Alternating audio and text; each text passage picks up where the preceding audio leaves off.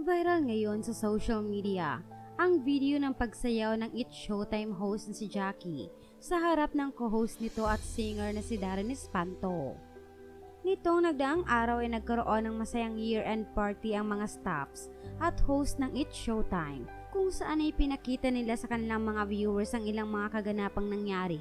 At isa na nga dito ang nakakagulat na pagsayaw ni Jackie sa harap mismo ng co-host at singer na si Darren Espanto habang nakaupo ito.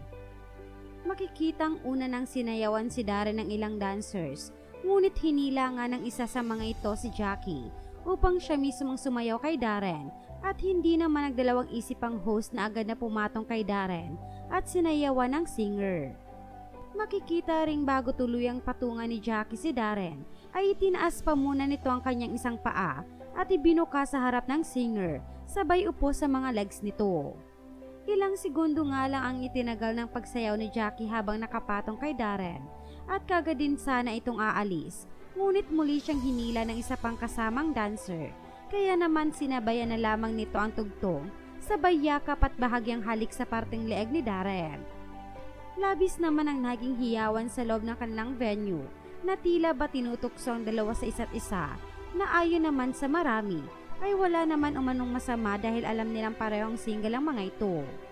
Matatandaan kasing ilang buwan ding nag-move on si Jackie sa breakup nila ng kanyang ex-boyfriend, habang si Darren naman ay walang nababalitang inililink sa kanya ngayon pagkatapos kay Cassie Legaspi.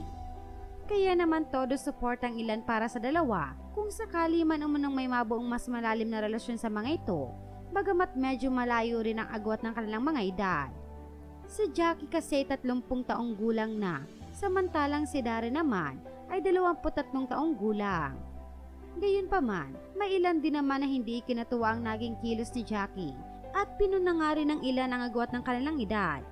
Narito ang magkakahalong reaksyon ng mga netizens tungkol dito. Ha? Goodness! Ate Jackie po yan ni Darren.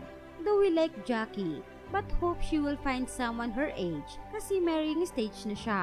Huwag pong ipilit porket minatch. For fun lang yan. Sinaseryoso nyo. Maawa naman kayo kay Jackie din. Deserve niya siya i-nurture at di mag-alaga ng bagets na kapatid. Darren is way too young. Dami pa future ganap sa career and enjoy the company of friends of his age too. Okay lang kahit malaki ang age gap nila. Basta mahalaga, magkasundo sila sa lahat ng bagay. Mukha namang mabait silang dalawa.